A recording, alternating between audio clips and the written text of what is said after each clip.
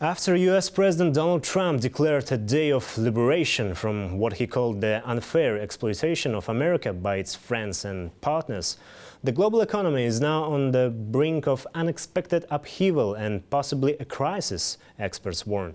While tariff hikes for many countries, including Kazakhstan, have been postponed for 90 days, the trade conflict with China is escalating rapidly.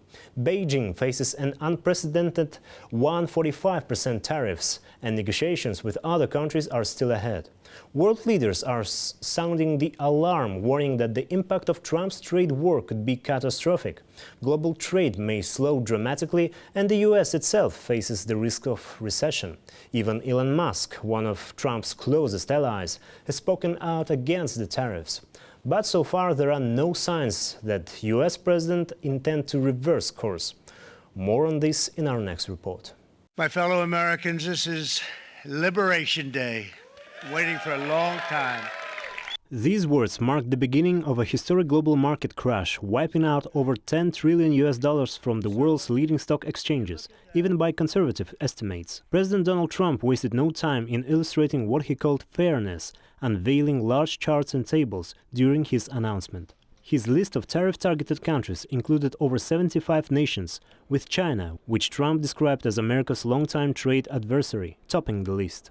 So, if you look at that, China, first row, China, 67%. That's tariffs charged to the USA, including currency manipulation and trade barriers. To bypass congressional approval, President Trump declared a national economic emergency, a move that gives him the power to impose tariffs and other economic measures unilaterally. A base tariff of 10% came into force on April 5th. Mirror tariffs were expected to follow on April 9. But on that very day, Trump suddenly announced a 90-day freeze for countries that refrained from imposing retaliatory measures. This roller coaster of decisions left many American lawmakers baffled and furious. Moments after Trump's announcement, U.S. Trade Representative Jamieson Greer faced heated questioning in Congress. Nevada Congressman Stephen Horsford demanded answers. What did Greer know about the pause and when? Horsford even suggested that the sudden move could amount to market manipulation, an accusation Greer firmly denied. What do you know about this pause? What are the details of it? Well, the details, as I understand it, is that China continues to retaliate. Other countries didn't retaliate. The president 2 or 3 days ago said we wanted to negotiate with those countries that asked for meetings. That's what we're doing. What are the details? How long is the pause? How many days? How many weeks? I understand it's 90 days. I haven't spoken to the president since I've been in this So the trade hearing. representative hasn't spoken to the president of the United States about a global reordering of trade. Yes, I have. I've just been in the hearing with you, sir. But yet he announced it on a tweet? WTF? Who's in charge?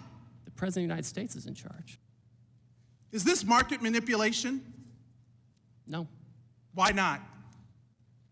If it was a plan, if it was always the plan, how is this not market manipulation? It's not market manipulation, sir. Was it market manipulation, and who profited from it? That's now up to the US Congress to investigate. But here's what matters.